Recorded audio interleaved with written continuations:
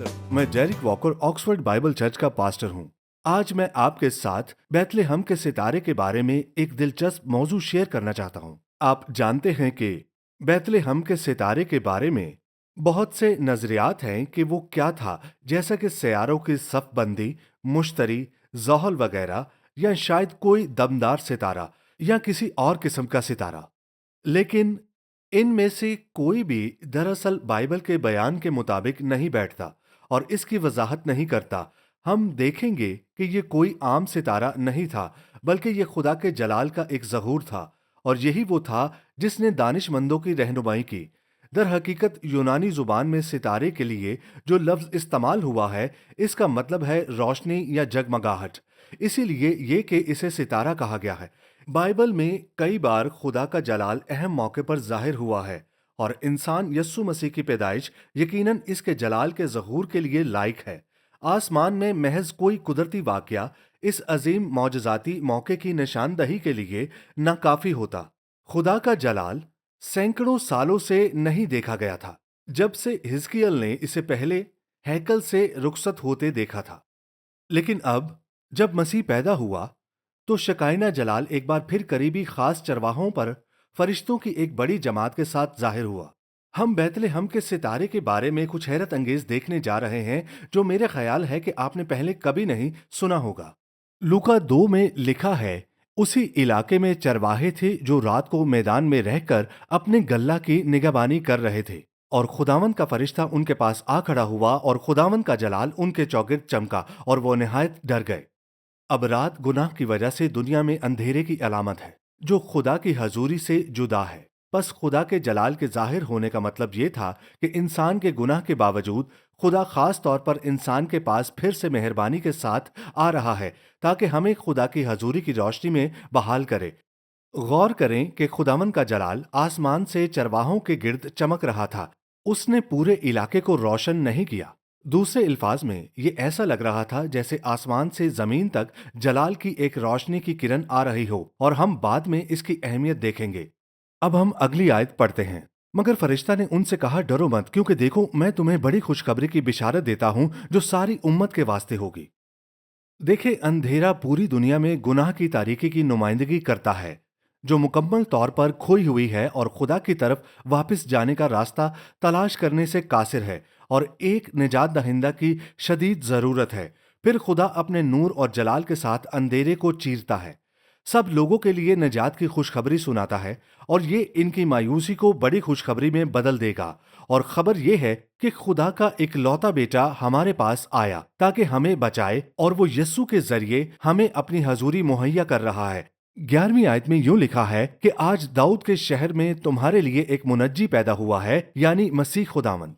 कि ये जो पैदा हुआ है वो हमारा निजात दहिंदा बनने के लिए पैदा हुआ है, और यह खास तौर पर इसकी इंसानियत को जाहिर करता है। हमें बचाने के लिए उसने यस्सु मसीह को भेजा। इसे हमारे साथ यकजहती इख्तियार करनी पड़ी, और हमारे गुनाहों को सलीब पर उठाकर हमारे लिए कुर्बान हुआ। दर हकीकत यस्सु का मायने भी निजात दहिंदा है, जैसा कि यूसुफ से मत्ती 1:21 में कहा गया कि उसके बेटा होगा और तू उसका नाम यस्सु रखना, क्योंकि वही अपने लोगों को उनके गुनाहों से निजात देगा। इस पर गौर करें, इसे सिर्फ हमारा निजात दहिंदा नहीं बल्कि हमारा खुदावंद भी कहा गया है। वो हमारा निजात दहिंदा भी है और इंसान भी, और हमें बचाने के लिए इसका खुदा और इंसान दोनों होना जरूरी है। इसका मतलब ये भी है कि हकीकी यस्सु को कबूल करने के लिए हमें इस पर खुदा और इंसान की हैसियत से ईमान लाना चाहिए, और इसे अपना निजात दहिंदा और खुदावंद कबूल करने के लिए हमें इस पर निजात दहिंदा की हैसियत से भरोसा करना होगा, और खुदावंद की हैसियत से इसके सामने सर झुकाना होगा। बस इसकी निजात हासिल करने के लिए हमें इसे खुदावंद के तौर पर भी कबूल करना होगा। गौर करें, और इस ऐलान में इसका लक़ब मसीह भी दिया गया, जिसका मतलब है मसीहा। और वादाशुदा मसीहा वो है जो दुख उठाने वाले निजात दहिंदा भी हैं और हमेशा रहने वाला बादशाह भी। गौर करें तो फिर ये साबित करता है कि गुनाह से निजात पाने के लिए हमें इसकी बादशाहत के इख्तियार के सामने भी झुकना होगा। देखें, हमें उसके इख्तियार के आगे सर झुकाना चाहिए, क्योंकि गुनाह दर हकीकत अपनी तारीफ में ही खुदा के इख्तियार के खिलाफ बगावत है। बस मसीह की पैदाइश की इस खुशखबरी में इसे खुदावंद, निजात दहिंदा और मसीह कहा गया है, जो इसके पूरे नाम खुदावंद यस्सु मसीह की बुनियाद है। खुदावंद उसकी अलूहियत को जाहिर करता है। यस्सु जिसका मतलब है निजात दहिंदा, उसकी इंसानियत को जाहिर करता है। और मसीह जिसका मतलब है ममसू, जिसको नबूवत, कहानत और बादशाह की खिदमत को बयान करता है। फिर फरिश्ता ने कहा, और इसका तुम्हारे लिए ये निशान है कि तुम एक बच्चा को कपड़े में लिपटा और चरनी में पड़ा हुआ पाओगे। और यकायक उस फरिश्ता के साथ आसमानी लश्कर की एक गिरोह खुदा की हम्द करती और ये कहती जाहिर हुई कि आलम बाला पर खुदा की तमजीद हो। अचानक आसमान में फरिश्ते एक आवाज में खुदा की तारीफ करने लगे। इस पर गौर करें, ये कितना शानदार था। मुझे यकीन है कि आसमान का हर फरिश्ता वहां मौजूद था, खुदा की तमजीद कर रहा था और इस अजीम मौजज़े का जश्न मना रहा था कि खुदा इंसान बनकर जमीन पर आया। सारा आसमान जमीन पर उतर आया था और इन जलाली फरिश्तों की मौजूदगी से आसमान में एक नए रोशन सितारे जैसी रोशनी नजर आती होगी। लूका में बयान किया गया, जब फरिश्ते उनके पास से आसमान पर चले गए तो ऐसा हुआ कि चरवाहों ने आपस में कहा कि आओ बैतलहम चलें और ये बात जो हुई है और जिसकी खुदावंद ने हमको खबर दी है देखें। बस उन्होंने जल्दी से जाकर मरियम और यूसुफ को देखा और उस बच्चा को चरनी में पड़ा पाया। तो खुदा ने मसीह की पैदाइश का मुशाहिदा करने के लिए इन बैतलहम के चरवाहों को क्यों चुना? यहूदी तलमूद के मुताबिक बैतलहम के चरवाहे खास लावी चरवाहे थे, जिनकी खास जिम्मेदारी फसा के उन बरों की देखभाल करनी थी जो हैकल में कुर्बान किए जाने के लिए मखसूस थे, और हैकल सिर्फ 5 मील के फासले पर थी। हर बर्रा इस मकसद के लिए मौजू नहीं होता था, वो लाजमी तौर पर बेऐब और जवान नर होना चाहिए था, और ये बरे बैतलहम के चरवाहों की तरफ से फराहम किए जाते थे, जो इनकी पैदाइश के वक्त मौजूद रहने, इनकी पैदाइश का मुशाहिदा करने, रजिस्टर्ड करने और रिकॉर्ड करने के जिम्मेदार थे। फिर वो इनकी देखभाल करते थे ताकि ये यकीनी बनाया जा सके कि वो बेऐब रहें और जब बालिग हों तो कुर्बानी के लिए मौजू हों। इसी तरह यस्सु भी हमारे लिए खुदा का कुर्बानी का बर्रा बनकर मरने के लिए पैदा हुआ, जो हतमी फसा का बर्रा है, और ऐसा करके वो दुनिया का निजात दहिंदा बन गया और उन सब के लिए जो उसे अपना निजात दहिंदा कबूल करें। और यूं ये मुनासिब था कि खुदा ने बैतलहम के चरवाहों को चुना कि वो इसके फसा के बर्रे की पैदाइश के गवाह बने, उस हस्ती की जो अपनी कुर्बानी की मौत के जरिए हमें बचाने के लिए पैदा हुई थी। वो इसकी पैदाइश के गवाह बने और इसका निजात दहिंदा के तौर पर ऐलान करें, क्योंकि निजात बर्रे के खून के जरिए ही आ सकती थी। और यही फरिश्ते का पैगाम था, खुदा का बर्रा तुम्हारे गुनाहों के कफारे के लिए पैदा हुआ है। और यूं इन्हें कहा गया कि वो सब लोगों के लिए बड़ी खुशखबरी की खुशखबरी सुनाएं कि निजात दहिंदा पैदा हुआ है। मगर फरिश्ता ने उनसे कहा, डरो मत, क्योंकि देखो मैं तुम्हें बड़ी खुशखबरी की बिशारत देता हूं जो सारी उम्मत के वास्ते होगी, कि आज दाऊद के शहर में तुम्हारे लिए एक मुनज्जी पैदा हुआ है, यानी मसीह खुदामंद। और उन्हें देखकर वो बात जो उस लड़के के हक में उनसे कही गई थी मशहूर की, और सब सुनने वालों ने इन बातों पर जो चरवाहों ने उनसे कहीं ताज्जुब किया। अब ये जाहिर नहीं होता कि खुदा के जलाल का चरवाहों पर जाहिर होना बैतलहम के सितारे से क्या ताल्लुक रखता है, लेकिन हम देखेंगे कि इसका बहुत गहरा ताल्लुक है। अब आए मत्ती के दूसरे बाब में दानाओं की कहानी की तरफ रजू करते हैं। जब यस्सु हेरोदिस बादशाह के जमाने में यहूदिया के बैतलहम में पैदा हुआ, तो देखो कई मजूसी पूरब से यरूशलेम में ये कहते हुए आए कि यहूदियों का बादशाह जो पैदा हुआ है वो कहाँ है, क्योंकि पूरब में उसका सितारा देखकर हम उसे सजदा करने आए हैं। और जब कहा गया कि हमने उसका सितारा मशरिक में देखा है, तो ये तर्जुमे की गलती है, क्योंकि असल में ये है कि हमने इसका सितारा तलू होते देखा है, यानी उन्होंने उसका सितारा उफक पर उभरते हुए देखा जब वो मशरिक से इसराइल की तरफ देख रहे थे। मजूसियों के ये बयानात जाहिर करते हैं कि इन्हें आने वाले मसीहा के बारे में बहुत इल्म था। वो जानते थे कि एक खास यहूदी बादशाह पैदा हुआ है और एक नए सितारे का जाहिर होना उसकी पैदाइश की इलामत है। और वो ये भी जानते थे कि यह बच्चा खुदा है, क्योंकि वो इसकी इबादत करने आए थे। इसके अलावा यूं लगता है कि वो इस बच्चे के मुंतजिर थे और तवक्को कर रहे थे कि इसकी आमद एक नए सितारे के जरिए जाहिर होगी, जिसकी कुछ खास खसूसियात होंगी। इसीलिए वो इस सितारे को तलाश कर रहे थे, और जब वो सितारा नमूदार हुआ तो इन्हें मालूम हो गया कि ये बादशाह पैदा हो चुका है। तो ये हैरत अंगेज इल्म था जो इनके पास था। वो लोग कौन थे और इन्हें कैसे मालूम हुआ? اور انہیں کیسے معلوم ہوا کہ یہودی مسیحا کی پیدائش کا وقت آ گیا ہے؟ انہیں کیسے معلوم ہوا کہ یہ اس کا ستارہ ہے اور وہ اسرائیل کا بادشاہ اور عبادت کے لائق ہے؟ دراصل یہ مخصوص دنا لوگ یا مجوسی وہ نجومی نہیں تھے جیسا کہ بعض لوگ کہتے ہیں۔ اگرچہ وہ آسمانوں کے مطالعے میں ماہر تھے، وہ بادشاہ نہیں تھے، لیکن طاقتور پارتھی سلطنت کے شاہی درباروں میں با اثر عہدوں پر فائز تھے جو رومی سلطنت کے مشرق میں واقع تھی۔ وہ مادیوں کی ایک موروثی کہانت کا حصہ تھے جنہیں با اعتماد شاہی مشیر کے طور پر بہت عزت دی جاتی تھی۔ در حقیقت وہ بادشاہ بنانے والے تھے جن کا کردار کسی نئے بادشاہ کی تصدیق، مسح اور توثیق کرنا تھا۔ لہٰذا جب خدا نے بادشاہ کو پیدا کیا تو وہ بالکل درست اور مناسب تھا کہ اقوام سے یہ ایماندار مجوسی نومولود بادشاہ کی عزت افزائی کے لیے منتخب کیے گئے جو ایک دن اقوام پر حکومت کرے گا۔ اور غور کریں، جہاں اسرائیل کے چرواہے دنیا کے نجات دہندہ کی آمد کا اعلان کرتے ہیں، وہاں غیر قوموں کے مجوسی اعلان کرتے ہیں کہ وہ اقوام کا حقیقی بادشاہوں کا بادشاہ بھی ہے، وہ نجات دہندہ بھی ہے اور بادشاہ بھی۔ ان کی عظیم بین الاقوامی حیثیت ان کے یروشلم پہنچنے پر ہونے والے رد عمل سے ظاہر ہوتی ہے۔ متی 2:3 میں لکھا ہے کہ یہ سن کر ہیرودیس بادشاہ اور اس کے ساتھ یروشلم کے سب لوگ گھبرا گئے۔ سارا یروشلم گھبرا گیا۔ اس ہلچل کو پیدا کرنے کے لیے یہ واضح ہے کہ وہ صرف 3 مجوسی نہیں تھے، یہ صرف معزز شخصیات کا ایک بڑا وفد رہا ہوگا جس کے ساتھ ان کا عملہ، خدام اور محاذ سپاہی بھی ہوں گے جو شاندار مذہبی لباس میں ملبوس ہو گئے تاکہ الہی معاملات میں اپنے پیشہ ورانہ مرتبے کو اجاگر کر سکیں۔ یہ مجوسی بابل میں مقیم تھے جو اس وقت پارتھی سلطنت کا حصہ تھا، اگرچہ اصل میں آپ جانتے ہیں کہ مجوسی لفظ جادو سے نکلا ہے، اگرچہ وہ اصل میں نجوم اور فال گیری کے ذریعے دیوتاؤں کی مرضی جاننے کی کوشش کرتے تھے اور بادشاہوں کو فیصلوں پر مشورہ دیتے تھے، لیکن جب نبی دانیل ان کے درمیان بلند ہوا تو ایک بڑا انقلاب آیا۔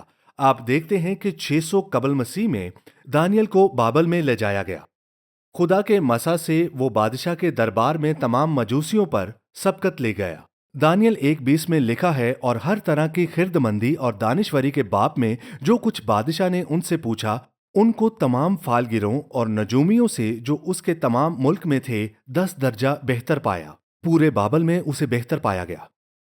پھر کلیدی واقعہ دانیل 2 میں پیش آیا جب نبوکد نظر بادشاہ نے ایک پریشان کن خواب دیکھا، لیکن مسئلہ یہ تھا کہ وہ خواب کو یاد بھی نہیں کر پا رہا تھا۔ اس نے تمام جادوگروں سے کہا کہ وہ اسے بتائیں اس نے کیا خواب دیکھا تھا اور اس کی تعبیر بھی پیش کریں، اور انہیں کہا گیا کہ اگر وہ یہ نہ کر سکے تو انہیں موت کی سزا دی جائے گی، اور ان سب میں دانیل بھی شامل تھا۔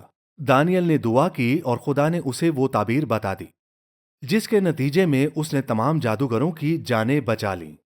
دانیل 2 میں لکھا ہے کہ تب بادشاہ نے دانیل کو سرفراز کیا اور اسے بہت سے بڑے بڑے تحفے عطا کیے، اور اس کو بابل کے تمام صوبہ پر فرمانروائی بخشی اور بابل کے تمام حکیموں پر حکمرانی عنایت کی۔ اسی طرح دانیل کو تمام جادوگروں کا استاد بنا دیا گیا اور وہ خدا کا کلام سکھانے لگا، اور چونکہ اس نے انہیں موت سے بچایا تھا اور اپنے خدا کی برتری کو ثابت کیا تھا، اسی لیے انہوں نے خوشی سے اس کی قیادت کو قبول کیا۔ اس نے انہیں آنے والے مسیح یہودی بادشاہ کی پیش گوئیاں سکھائی ہوں گی، جن میں دانیل 9 باب 24 سے 27 میں اس کی اپنی 70 ہفتوں یا 77 کی پیش گوئی بھی شامل ہے۔ یہ پیش گوئی حیران کن ہے۔ یہ مسیح کے زمین پر آنے اور دنیا کے گناہوں کے لیے مرنے کے وقت کے لیے 490 سال کا شمار دیتی ہے۔ اسی لیے ان جادوگروں کو آنے والے یہودی مسیح کی پیش گوئیاں بھی معلوم تھیں اور اس کے آنے کے وقت کا بھی علم تھا۔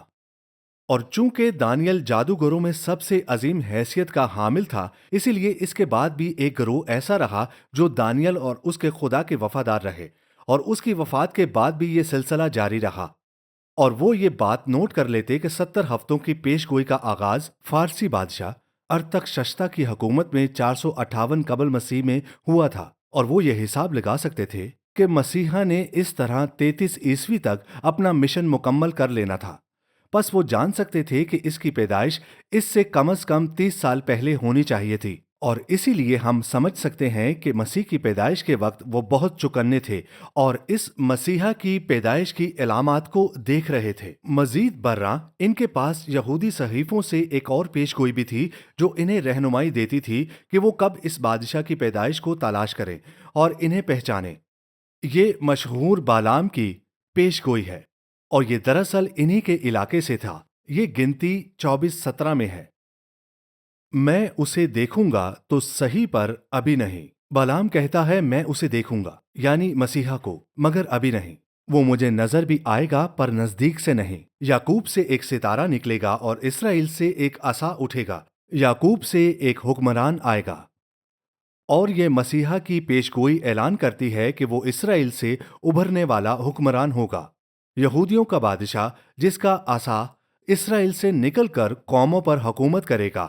اور یہ پیش گوئی یہ بھی ظاہر کرتی ہے کہ اس عظیم بادشاہ کی آمد کو آسمان میں ایک نشانی یعنی ایک ستارہ ظاہر کرے گا۔ اس پر غور کریں، جو اس کے ساتھ خاص طور پر وابستہ ہوگا، اور اسی لیے مجوسیوں نے اسے پیش گوئی کی بنیاد پر اسے اس کا ستارہ کہا۔ پس جب یہ بادشاہ اسرائیل پر ظاہر ہوگا تو یہ ستارہ اسرائیل کے اوپر آسمانوں پر طلوع ہوگا تاکہ اس کی پیدائش کا اعلان کرے، تاکہ نیچے ہونے والے واقعہ کا اعلان کرے۔ ایک نشانی وہ چیز ظاہر کرتی ہے جس کی طرف اشارہ کیا گیا ہو، اسی لیے ایک چمکتا ہوا ستارہ جو اونچائی سے رات پر حکومت کرتا ہے، جلالی بادشاہ کی پیدائش کے اعلان کے لیے ایک نہایت موزوں نشانی ہے جو قوموں پر حکومت کرے گا۔ عصا کا حوالہ بھی دیا گیا ہے جو شاہی اختیار اور حکمرانی کی نمائندگی کرتا ہے اور دراصل اس وقت ایک اور آسمانی نشانی کی طرف اشارہ کرتا ہے۔ اسی طرح جب ستارہ بادشاہ کے بلند جلال کی نشانی تھا تو عصا اس کی شاہی حکمرانی کی نشانی تھی، اور ہم دیکھیں گے کہ آسمانوں میں یہ دونوں نشانیاں مسیح کی پیدائش پر کیسے پوری ہوئیں، اور یہ پیش گوئی ستارے کی حرکت کو بھی بیان کرتی ہے اور اس حقیقت کی نشاندہی کرے کہ مسیحا اسرائیل میں پیدا ہوگا۔ پس اس ستارے کو اسرائیل کی سرزمین سے اوپر اٹھتا ہوا نظر آنا چاہیے۔ بالام کی پیش گوئی کے مسیحا کا ستارہ اسرائیل سے طلوع ہوگا دراصل اس کا ماخذ ہے کہ مجوسیوں نے کہا کہ انہوں نے اس کا ستارہ اس کے طلوع ہونے پر دیکھا، کیونکہ یہ پیش گوئی کی زبان کی عکاسی کرتا ہے۔ یہ ثابت کرتا ہے کہ مجوسی اس پیش گوئی کی لفظی تکمیل کے منتظر تھے اور اپنے مشاہدات میں اس کی رہنمائی حاصل کر رہے تھے۔ چنانچہ جب وہ ستارہ ظاہر ہوا جیسا کہ پیش گوئی میں بیان کیا گیا تھا تو انہوں نے جان لیا کہ یہ اسی کا ستارہ ہے، لہٰذا ہر رات یہ مجوسی بابل میں مغربی آسمانوں میں اسرائیل کی طرف سے ایک ستارے کے طلوع ہونے کی تلاش میں محنت سے جستجو کرتے رہے۔ یہودیوں کے بادشاہ کی پیدائش کی نشانی یہی ہوتی۔ یہ خاص ستارہ مسیح کی آمد کی خبر دیتا۔ جس طرح یہ بادشاہ اسرائیل سے طلوع ہو کر اپنی روشنی ساری تاریکی دنیا پر پھیلاتا، اسی طرح اس کا ستارہ بھی اسرائیل سے ابھرتا اور اسرائیل کے اوپر آسمان میں چمکتا، جو اس بادشاہ کی نشانی کو ظاہر کرتا۔ پھر ایک رات آسمان میں کچھ غیر معمولی واقعہ ہوا جسے وہ ایک الہی اعلان سمجھ گئے، جس کی کوئی اور وجہ نہیں ہو سکتی تھی، جو اسرائیل کی سرزمین سے بلند ہو کر آسمانوں کی بلندیوں کی طرف بڑھ رہا تھا۔ وہ جان گئے کہ یہ اسرائیل میں مسیحی بادشاہ کی پیدائش کی علامت ہے۔ یہودیوں کا بادشاہ جو پیدا ہوا ہے وہ کہاں ہے؟ کیونکہ پورب میں اس کا ستارہ دیکھ کر ہم اسے سجدہ کرنے آئے ہیں۔ اسی لیے یہ لازماً ایک نیا ستارہ تھا اور انہوں نے اسے اس کی پیدائش کی رات دیکھا ہوگا۔ غور کریں، انہوں نے پیدائش کی رات دیکھا ہوگا۔ اس کی تصدیق متی 2:7 سے ہوتی ہے۔ اس پر ہیرودیس نے مجوسیوں کو چپکے سے بلا کر ان سے تحقیق کی کہ وہ ستارہ کس وقت دکھائی دیا تھا، کیونکہ ہیرودیس جاننا چاہتا تھا کہ مسیح کب پیدا ہوا۔ وہ جاننا چاہتا تھا کہ یہ ستارہ اس کی پیدائش کے وقت ظاہر ہوا، اور جب وہ بابل سے اسرائیل کی طرف دیکھ رہے تھے تو انہوں نے ایک نیا ستارہ دیکھا جس کے بارے میں وہ جانتے تھے کہ یہ یہودیوں کے بادشاہ کا ستارہ ہے۔ جیسا کہ بالام کی پیش گوئی میں کہا گیا تھا کہ ایک ستارہ اسرائیل سے طلوع ہوگا، پس انہوں نے ضرور اسے یہودا کی سمت سے طلوع ہوتے ہوئے دیکھا جو ان کے مغرب میں واقع تھا، اور اس بات کی تصدیق اس سے ہوتی ہے کہ اس ستارے کو دیکھنے کے نتیجے میں وہ یروشلم جانے کے لیے رہنمائی پائیں۔ اسی لیے یہ اسی مقام پر نظر آیا ہوگا۔ یہ کیوں اہم ہے؟ کیونکہ اس ستارے اور اس کی حرکت میں کچھ منفرد اور غیر معمولی تھا۔ اس کی جدت کے علاوہ جس نے اسے دوسرے تمام ستاروں سے مختلف کر دیا تھا، کیونکہ آپ دیکھ سکتے ہیں کہ زمین کی گردش کی وجہ سے، اور آپ رات کے وقت خود بھی دیکھ سکتے ہیں، تمام ستارے مشرق سے طلوع ہوتے ہیں اور مغرب میں غروب ہو جاتے ہیں۔ لیکن یہ ستارہ باقی سب کے برعکس سمت میں حرکت کر رہا تھا۔ یہ مغرب سے طلوع ہوا اور دوسری سمت گیا، اور اس سے انہیں احساس ہوا کہ یہ مفوق الفطرت ہے۔ کچھ وقت کے بعد یہ غائب ہو گیا۔ مسیح کی پیدائش کی رات کو نظر آیا، کیونکہ اس کا مقصد اسی واقعے کی خبر دینا تھا۔ کیونکہ جب ہم آگے پڑھتے ہیں تو دیکھتے ہیں کہ انہوں نے دوبارہ اس ستارے کو صرف اسی وقت دیکھا جب وہ ہیرودیس کے پاس سے ہو کر آئے ہم بائبل میں سے پڑھتے ہیں۔ وہ بادشاہ کی بات سن کر روانہ ہوئے، اور دیکھو جو ستارہ انہوں نے پورب میں دیکھا تھا وہ ان کے آگے آگے چلا، یہاں تک کہ اس جگہ کے اوپر جا کر ٹھہر گیا جہاں وہ بچہ تھا۔ اور جب انہوں نے ستارہ دیکھا تو نہایت خوشی کے ساتھ خوش ہوئے، اور جب وہ گھر میں داخل ہوئے تو بچے کو اس کی ماں مریم کے ساتھ دیکھا۔ چونکہ ستارہ غائب ہو گیا تھا، وہ قدرتی طور پر یروشلم گئے، جو یہودیوں کے بادشاہ کی پیدائش کے لیے قدرتی جگہ تھی، اور تب ہی وہی ستارہ دوبارہ ظاہر ہوا تاکہ انہیں بیت لحم کے اس گھر تک لے جائے جہاں یسوع تھا، اور پھر وہ اس گھر کے اوپر ٹھہر گیا۔ اب یہ بات واضح ہے کہ یہ کسی قدرتی ستارے یا فلکیاتی شے کا رویہ نہیں ہے، لہٰذا بیت لحم کا ستارہ خدا کے جلال کا ظہور ہونا چاہیے۔ ایسا لگتا ہے جیسے متی کی دی گئی تفصیل ہر قدرتی وضاحت کو چیلنج کرنے کے لیے ترتیب دی گئی ہو۔ اب ہم نے ثابت کر دیا ہے کہ مسیح کی پیدائش پر خدا کے جلال کے دو ظہور ہوئے، ایک یہودیوں یعنی چرواہوں کے لیے، اور ایک غیر قوموں یعنی مجوسیوں کے لیے۔ پہلا اس کی پیدائش کو خدا کے برہ دنیا کے نجات دہندہ کے طور پر اجاگر کرنا تھا، دوسرا اس کی پیدائش کو یہودیوں کے بادشاہ اور دنیا کے بادشاہ کے طور پر نمایاں کرنا ہے۔ لیکن اب ہم کچھ حیرت انگیز ثابت کرنے جا رہے ہیں۔ خدا کے جلال کے یہ دونوں مظاہر ایک ہی ہیں۔ اس کا مطلب یہ ہے کہ وہی یسوع یہودیوں اور غیر قوموں دونوں کا خداوند ہے، اور نجات دہندہ اور بادشاہ کے دوہری عہدے ایک ہی شخصیت کے پاس ہیں، یعنی ہمارا خداوند اور نجات دہندہ یسوع مسیح۔ لیکن یہ کیسے ممکن ہے؟ یہ 500 میل کا فاصلہ ہے بیت لحم اور بابل کے درمیان۔ اب ہم دیکھیں گے کہ متی اور لوکا کی دونوں روایات کس طرح مکمل طور پر ایک دوسرے سے مطابقت رکھتی ہیں، یہاں تک کہ چرواہوں پر فرشتوں اور خدا کے جلال کا ظہور وہی تھا جو کہ مجوسیوں نے وہاں دیکھا تھا۔ یہ حیرت انگیز ہے۔ سب سے پہلے یہ دونوں واقعات لازمی طور پر ایک ہی وقت ایک ہی رات پیش آئے، یعنی مسیح کی پیدائش کی رات، اور پھر مجوسیوں نے خدا کا جلال مغربی آسمانوں میں بیت لحم کے علاقے میں یروشلم کے قریب اسی رات دیکھا جب خدا کا جلال بیت لحم کی پہاڑیوں پر نازل ہوا۔ اس پر غور کریں، کیا یہ محض اتفاق ہے؟ یاد کریں کہ اس رات بیت لحم کی پہاڑیوں پر کیا ہوا تھا، اور تصور کریں کہ یہ منظر بابل کے مشاہدین کو کیسا دکھائی دیتا۔ ہم پڑھتے ہیں، اور خداوند کا فرشتہ ان کے پاس آ کھڑا ہوا، اور خداوند کا جلال ان کے چوگرد چمکا، اور یکایک اس فرشتہ کے ساتھ آسمانی لشکر کی ایک گروہ خدا کی حمد کرتی اور یہ کہتی ظاہر ہوئی کہ عالم بالا پر خدا کی تمجید ہو۔ جلال بے شمار فرشتوں کی روشنی کے ساتھ مل کر الہی جلال کے سب سے بڑے مظاہروں میں سے ایک تھا۔ ایک تیز روشنی کی کرن آسمان سے چرواہوں پر چمکی۔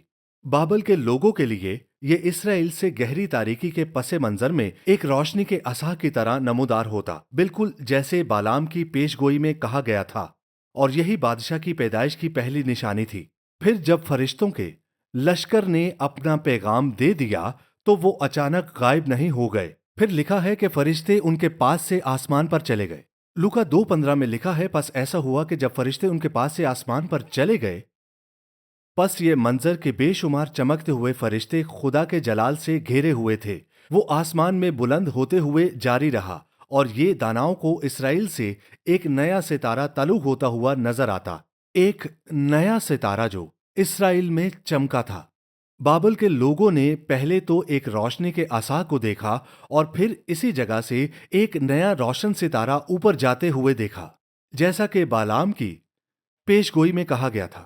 ایک ستارہ یعقوب میں سے طلوع ہوگا یا آئے گا، اور وہ ستارہ خدا کے جلال سے گرا ہوا چمکتے ہوئے فرشتوں کا ایک گروہ تھا۔ پیش گوئی میں کہا گیا تھا کہ مسیح کا ستارہ اسرائیل سے ابھرتا ہوا نظر آئے گا۔ اسی طرح دانشمند لوگوں نے کہا کہ انہوں نے اس ستارے کو طلوع ہوتے ہوئے دیکھا ہے۔ پھر جب زمین کی گردش کے باعث باقی تمام ستارے آسمان میں مغرب کی طرف جاتے ہوئے نظر آتے، اس کا ستارہ ایک وقت کے لیے بیت الحم پر ٹھہرا رہا، جو اس کی پیدائش کی جگہ کو ظاہر کرتا اور پھر غائب ہو جاتا۔ دانش مند لوگ جانتے تھے یہ ہر لحاظ سے بالام کی پیشگوئی کی کامل تکمیل ہے، جیسا کہ دانیل کے مقرر کردہ وقت کے مطابق تھا۔ وہ جان گئے کہ یہ وہی ستارہ ہے۔ انہوں نے اپنی پیمائش کے آلات اور نقشے استعمال کیے ہوں گے تاکہ حساب لگا سکے کہ یہ ستارہ یروشلم اور بیت الحم کی سمت میں ظاہر ہوا ہے، اور اس نے ان کے لیے بغیر کسی شک کے ثابت کر دیا کہ یہ اسی کا ستارہ ہے۔ چنانچہ وہ فوراً اس سے ملنے کے لیے تیاری کرنے لگے، اور اس طرح اس رات ستارے کی جس پوزیشن کو انہوں نے دیکھا، اس کی رہنمائی میں وہ یروشلم کی طرف واپس روانہ ہوئے۔ یہ سفر انہیں چند ماہ میں طے کرنا پڑا۔ پس بیت الحم میں فرشتوں اور شکائنہ جلال کی نمودار اور حرکت، جہاں یسوع پیدا ہوئے، بخوبی بیان کرتی ہے کہ مجوسیوں نے بابل میں 500 میل دور کا سفر طے کیا تھا، اور یہ بالکل بالام کی پیشگوئی سے مطابقت رکھتی ہے۔ لہٰذا مسیح کی پیدائش پر خدا کے جلال کے یہ دونوں مظاہر حقیقت میں ایک ہی جلال کے مظاہر تھے، جن کو دو مختلف طریقوں سے دیکھا گیا ہے۔ بالام کی پیشگوئی کے مطابق اسرائیل سے ابھرنے والا روشنی کا عصا اور ستارہ آسمان میں وہ نشانیاں تھیں جو مسیحا بادشاہ کی پیدائش اور اس کے طلوع ہونے کا اعلان کرتی تھی، جو اسرائیل کی سرزمین اور اس کے لوگوں میں سے طلوع ہوگا، اور اس کا حکمرانی کا عصا اسرائیل سے تمام قوموں پر پھیل جائے گا۔ اور ہمیں بھی انہی دانش مندوں کی طرح ہونا چاہیے جو مسیح کی تلاش میں تھے، اور وہ صحیفوں اور خدا کی روح کی رہنمائی سے اس تک پہنچے، اور جب انہوں نے اسے پایا تو اس کی عبادت کی۔ آئیے ہم بھی اسی طرح دانش مند بنیں۔ آمین۔ یسوع نے کہا، انسان صرف روٹی سے جیتا نہ رہے گا بلکہ ہر اس بات سے جو خدا کے منہ سے نکلتی ہے۔ اور اس خدمت کا مقصد دراصل خدا کے کلام کی گہری تعلیم کو زیادہ سے زیادہ پھیلانا ہے، اور ہم اس سب کے لیے بہت شکر گزار ہیں جنہوں نے ہماری مدد کی۔ آپ کے تعاون کا بہت شکریہ۔ ہمیں دیکھنے کے لیے شکریہ۔ آپ مزید تعلیمات آکسفورڈ بائبل چرچ اور روکو چینل پر حاصل کر سکتے ہیں، اور ڈیرک واکر کے یوٹیوب چینل پر بھی۔ اور آپ ہمارے ساتھ اتوار کی عبادت میں بھی شامل ہو سکتے ہیں، صبح 11 بجے اور شام 6 بجے۔ چینی اسکول، ہیڈنگٹن، آکسفورڈ، OX3 7QH۔ آپ CDs، DVDs، کتابیں اور دوسری چیزیں آن لائن آرڈر کر سکتے ہیں۔